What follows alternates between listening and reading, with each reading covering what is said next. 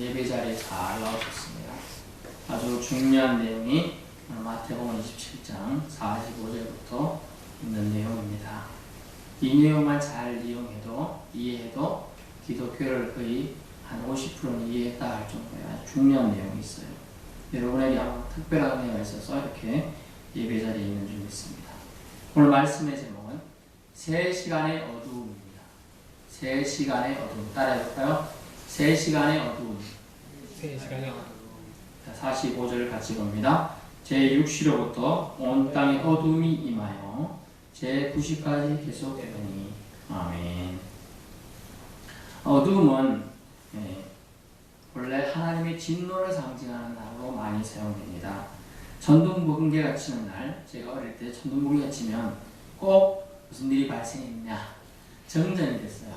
전기가 탁 하면 온 마을 전체가 나갔는지 아니면 우리 집만 전기가 나갔는지를 제일 먼저 탁 불어내고 나가보면 알죠. 딴 집도 나갔으면 온 마을 전체가 나가요. 그러면 마을 전체가 정전이 되면 어때요? 거의 뭐 암흑이야, 암흑. 그러면 조용히 모든 하던 일을 내려놓고 불 켜주기를, 불이 전기가 다시 들어오길 기다릴 때도 있지만 대부분 그냥 잡니다. 두둥두둥 하면서 초를 찾아서 이렇게 켜갖고 입을 비고 그냥 자는 경우가 많죠. 왜 깜깜하면 아무것도 안 하죠? 어두우니까 아무것도 안 하죠. 사실 이 어둠은 두려움을 상징하고, 두려움은 겁이 난다 우리 그러고 있는데요. 저는 사실 TV에서 제가 제일 좋아하던 프로가 타잔이라는 프로였는데 그때만 정진 안 나면 돼요. 그때 정진하면 TV도 못 보고 안타까워. 참 안타까워서 제가 그랬어요. TV를 참 좋아하는 사람 중에 한 명이었는데, 근데 딴 때 이제 정전이 탁 나갔다. 사람들은 이제 불평하죠. 저는 어쨌느냐, 좀 좋았어요. 왜냐면 우리 그때 당시 초등학교 선생님이, 국민학교 선생님이 숙제를 많이 내줬어요. 근데 정전이 되면요, 아주 숙제하려고 했는데 정전이 돼가지고 숙제 못했다가 하면 넘어가는 거예요. 그날만. 그래서 숙제 안 해가니까 좋았어요. 저는 이제 숙제 내주면 안 하고는 못 가는 학교가 돼요. 그래 꼭 해야 되니까 남들은 안 하고도 잘하고, 저는 꼭 숙제를 해갔어요. 그러다 보니 이렇게 공식적으로 안 할 수 있는 날이 정전되면 낮에 뭐 했느냐 이렇게 질문하면 할 말 없지만 대부분 이제 낮에 놀잖아요. 시골 사람들이 또 부모님 일을 덮고 그러다 보니 대부분 밤에 하잖아요. 근데 그런 것들 정전됐을 때 못했다 핑계댈 수 있어서 좋았어요. 성탄절쯤 되면 성탄 축가 행사를 하기 위해서 또 교회 가서 연습을 하러 갑니다. 연습하러. 그러면 어두컴컴한 시골길을 진짜 전봇대 하나 불 조명 없는 길을 더듬더듬 하늘의 별, 또 이제 달빛 있으면 달빛을 비춰가지고 가는 거예요.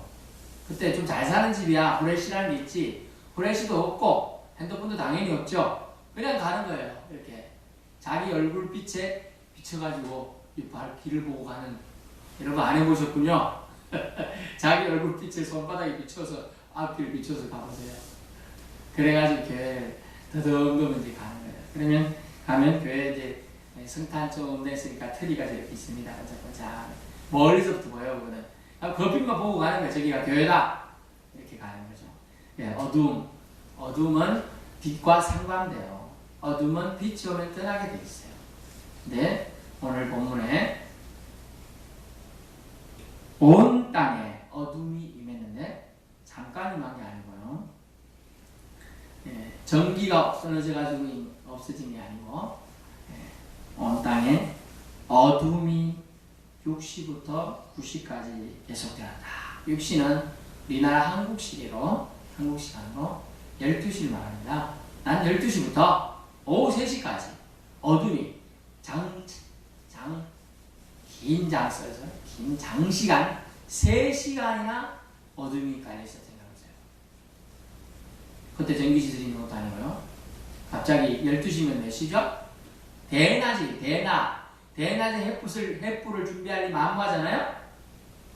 어땠을까요? 깜깜하니까 어둠, 두려움이 엄습해온 거죠. 이건 뭘 상징하는가? 세 시간의 어둠을 뭘 상징하나 우리는 잘 이해할 필요가 있습니다. 요엘서 3장 15절 16절을 잠깐 보겠습니다. 구약에 보면 요엘서 3장 15절 16절 3장 15절 16절 제가 읽어드리겠습니다. 1274조 1274조 해와 달이 캄캄하며 별들이 그 빛을 거두도다. 여호와께서 시온에서 부르짖고 예루살렘에서 목소리를 내시리니 하늘과 땅이 진동하리로다. 그러나 여호와께서 그의 백성이 피난처 이스라엘 자손이 산성이 되시리로다. 아멘.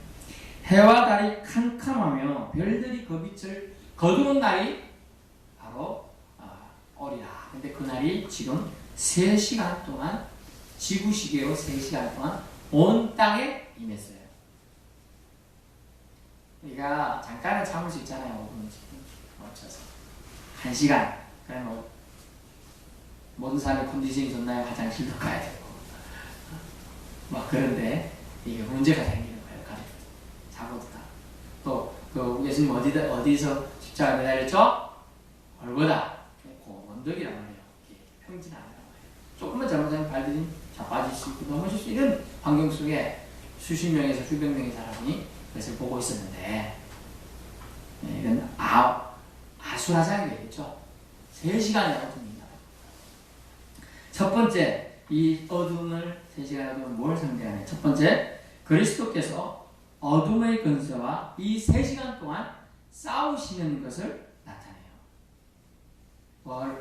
뭘 나타낸다고요? 그리스도께서 어둠의 권세와 싸운다라는 걸 나타낸다는 거죠. 이 세상의 통치자와 권세 잡은 자들, 즉 이 세상 어둠의 주관자들은 내어 던짐을 이때 당하게 됩니다. 이때 예수 그리스도가 싸우심을 통하여 이 어둠을 통하여 싸우게 되죠. 예수 그리스도는 물론 십자가에 매달려 계십니다. 하지만 3시간의 어둠 동안 이 세상의 어둠의 주관자를 내어 던지는 일을 그리스도께서 하십니다. 그래서 주님은 그의 승리를 위해서 더욱 빛나게 하기 위해서 승리를 더욱 빛나게 하기 위해서 그들이 터전에서 지금 싸우고 계신다. 자기는 매달려 있지만 실제로 싸움을 하고 계신다는 거예요.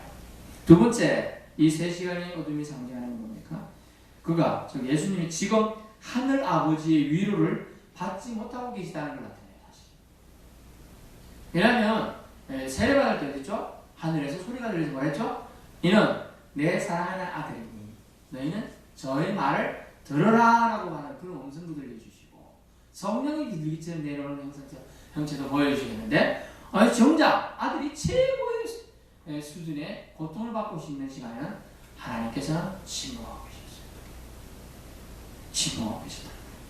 하늘 아버지 위로 차라리 그 순간에 천군천사가 나타나서 모든 예수의 대적들을 쓸어버린다든지 폭풍으로 날려버린다든지 뭐 이렇게 예수님이 이렇게 매달리시면 안 힘들게 이렇게 받쳐준다든지 그런데 그렇지 않다 할 수가 있습니다. 이때 태양빛도 힘을 잃고 구름도 거의 죽음을 슬프했다는 걸 상징합니다. 무엇보다 최고의 슬픔은 아버지의 위로를 받지 못했다는 게 최고의 슬픔이라는 거죠. 우리가 자녀가 울고 있는데 자녀가 고통받고 있는 아버지가 나 몰라라 하면 뭐라고 무슨 감정이 들까요? 그걸 자식이지만 부모에 대해서 배신의 감정을 느끼는 거예요. 이게 우스갯소리 여러분 잘 알잖아요. 목욕탕 얘기. 아빠가 목욕탕에 들어가서 어른들은 들어가면 목욕탕에 갔다 좀 더워도 40몇 도 되고 시원하다 이런단 말이에요. 그럼 자식 아빠 진짜 시원해? 그래 시원해 들어와봐. 딱 그랬더니 이게 시원해 뜨거운데 이런단 말이에요. 그래서 뭐라고요? 세상에 믿을 사람 아무도 없네 이런다니까요 자녀들이. 그런데 하나님 아버지가 이 땅에 고통 받으라고 내보내놓고 진짜 고통의 가장 큰 순간에 위로를 베풀어 줄 줄 아는데 그렇지 않고 하나님 아버지는 침묵하셨다. 이 아버지 하나님에서 항상 동행했어요. 예수님은 내가 아버지와 항상 함께 했다 그랬는데 3시간만큼은 아버지와 함께 해주지 않았어요. 아버지가 함께 해주지 않았어요. 그러므로 주님의 영혼은 극도의 슬픔에 잠겨 있습니다. 우리를 완전한 흑암, 어둠에서 구출하시기 위해서 주님은 최고의 고난 가운데 계셨으며 어두운 가운데 행하셨고 빛을 가지지 못하셨다. 빛을 가지지 못했어요. 이사야 50장 10절 제가 읽어드릴게요. 이사야 50장 10절입니다.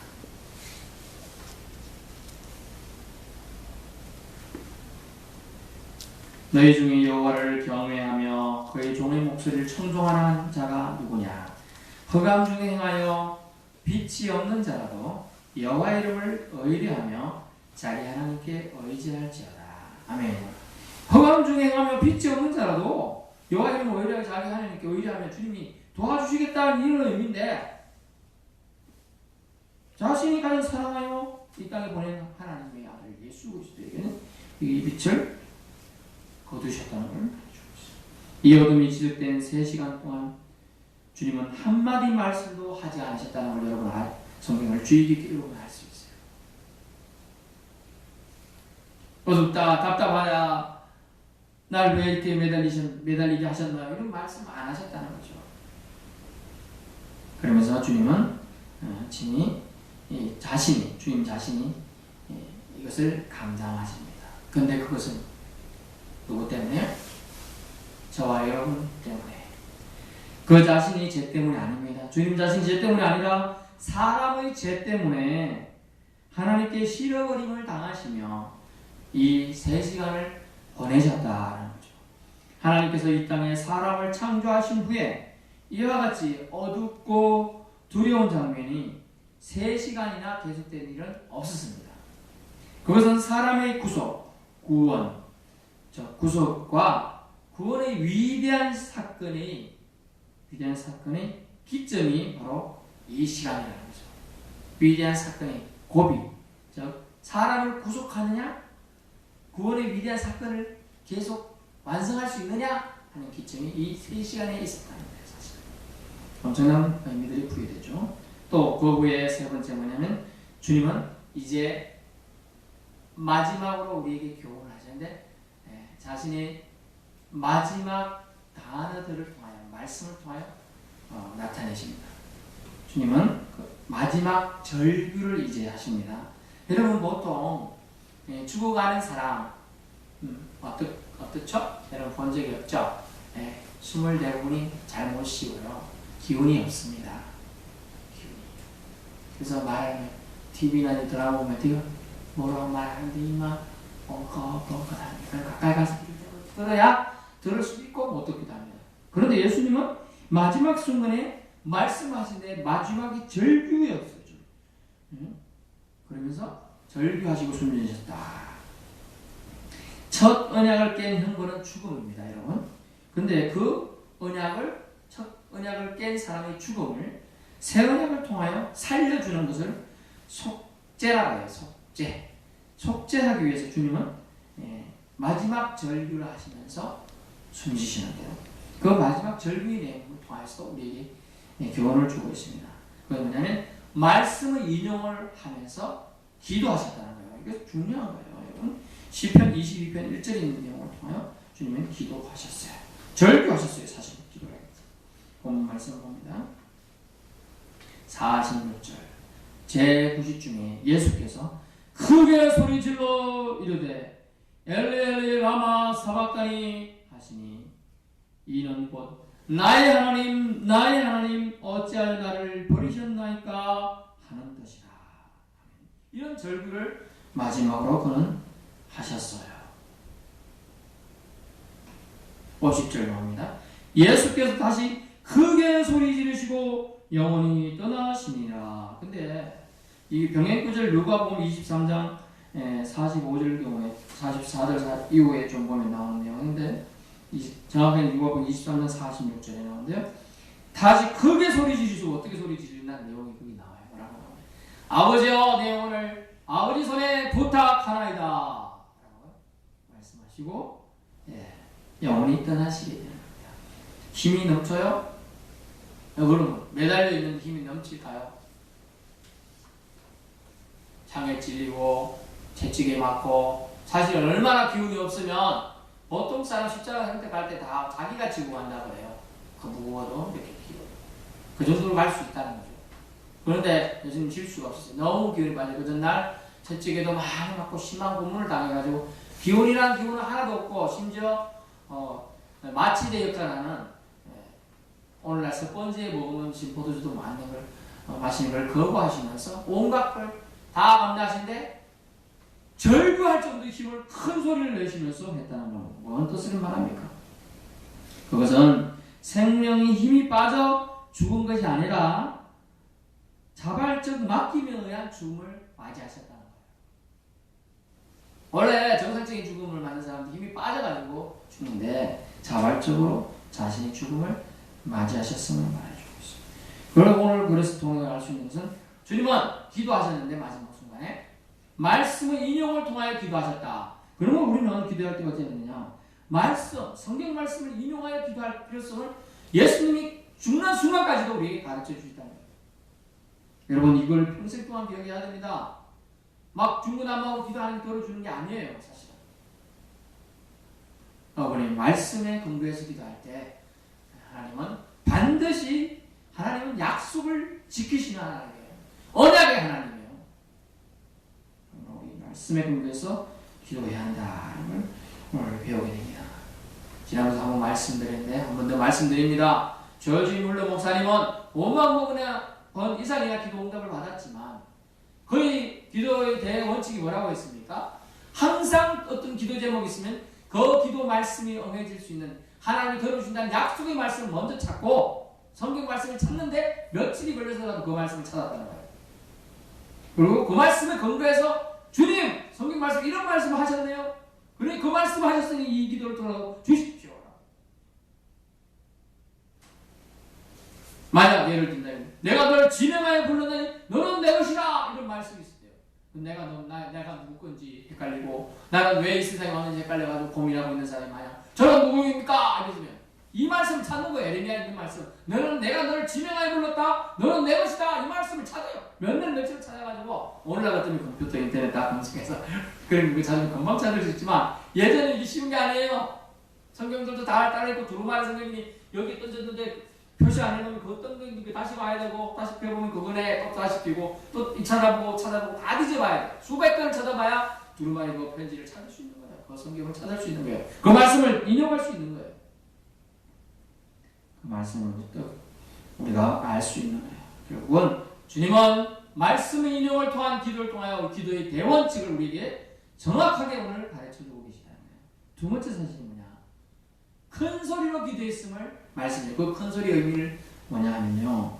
절박하지 않은 사람은 이 큰 소리를 기도 절대로 안 합니다. 지식적인 사람 그리고 이성적인 사람은 큰 소리로 기도 잘 안 합니다. 그리고 큰 소리를 기도하지 않는 사람은 우리 성령의 은사 중에 방언의 연사가 있어요. 근데 방언의 연사와 특별히 하나님 우리에게 달란트가 필요한 사람이 은사를 주는데 그런 은사를 받기가 좀 힘들어요. 큰 소리를 기도하지 않으면 그냥 조용히 기도하는 사람은 관상기도나 묵상기도나 명상기도 이런 사람 또 속으로 기도하는 사람 나는 속으로 기도했습니다. 절대로 그런 은사 받기가 힘듭니다. 큰 소리로 기도할 때 하나님 이 사람이 나를 갈급하신다. 다윗이 자손 예수 그리스도가 길을 지나간다. 근데 소문을 들었어요. 어떤 맹인이. 저 맹인이 보이지도 않아. 근데 다윗 자손 예수 스치기만 해도 낫는다더라. 그 사람이 쳐다만 봐서도 낫는다더라. 이런 소문을 들은 사람이 지나간다는 소문만 듣고 다윗 자손 예수야! 라고 크게 외쳤을 때 예수님이 물론 크게 안 쳐도 그 있는 줄 알고 찾아가신 그런 장면도 있습니다만은 메시지님이 돌아보시고 그를 불쌍히 여기시고 그를 낫게 해주시지 않습니까? 고쳐주시지 않습니까? 큰 소리로 군다는 의미가 뭡니까? 절박하며 간절하며 어떻게 다르게 말하면 큰 소리로 강구한다는 것입니다. 그만 붙들겠다는 절대적인 의지성이 그 달린 단계입니다. 지금 물에 빠져나가는 자가 저 한 명이 나를 구해줄 수 있는 사람이 저 길 지나가고 있다. 도와주세요! 이래야 되지. 헬퍼미 이래가지고 구해지겠습니까? 그래서 큰 소리로 기도하는 원칙에 우리가 한 단계 믿음이 업그레이드 되려면 큰 소리로 기도하는 것이 필요함을 주님 말씀하셨고 마지막 순간에 주님은 큰 소리로 기도하셨어요. 큰 소리로 하나님께 아랬다는 거죠. 크게 부르짖는 기도의 유용성이 있음을 그렇다고 날마다 큰 소리 기도하면 뭐 시기, 때, 장소 막 구분해서 해야 돼요. 그것도 잘 알지만 하나님과 나와 만나면서 큰 소리로 기도하는 것이 정말 유익함을 주님은 오늘 마지막 순간에 십자가 선에서 하셨다는 거예요. 기억해야 합니다. 그러므로 큰 소리 기도하지 않는 사람은 아직 비빌 구석이 있는 거에 다른데 다른 의지할 곳을 먼저 찾는 거예요. 사실은.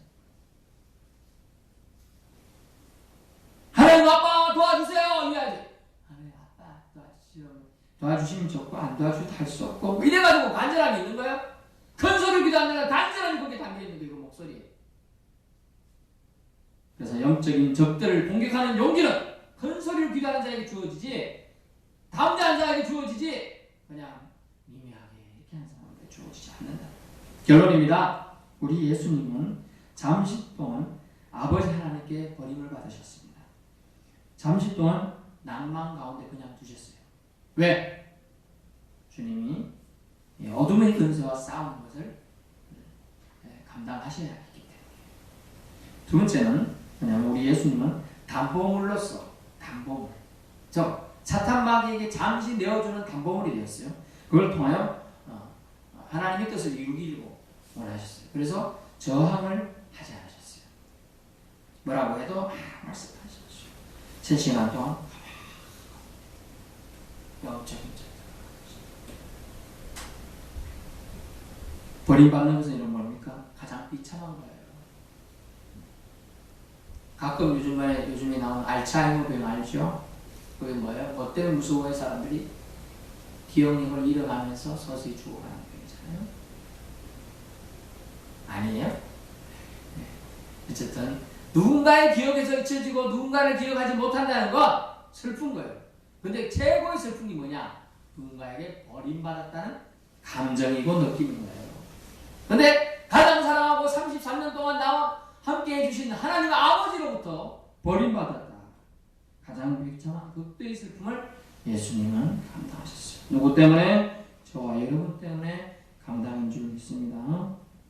네. 그래서 주님은 마지막 순간에 엘리 라마 사박다니 하면서 절규하면서 또한 아버지 하나님 향한 원망스럽게 기도를 했다는 거죠. 기도가 아주 좋고 하나님 아버지를 칭찬하는 기도만 있는 게 아니에요. 하나님 아버지께 정말 아버지한테만 할 수 있는 하소연을 한 거예요. 아버지 왜 나만 맨날 갖고 미워해? 아빠는 왜 내 말 믿어주지 않아? 그런 것도 기도하고 대화의 일부예요. 일부. 세상에 대해 죄인들을 향해 침뱉고 조롱하는 자들을 향해 주님은 원망한 게 아니었어요. 아버지 하나님께 기도한 거예요. 마지막, 그럼에도 불구하고 오늘 우리가 놓치지 말아야 중요한 사실인데 그것이 뭐냐면 그럼에도 불구하고 예수님은 아버지 하나님을 붙드셨다는 거예요.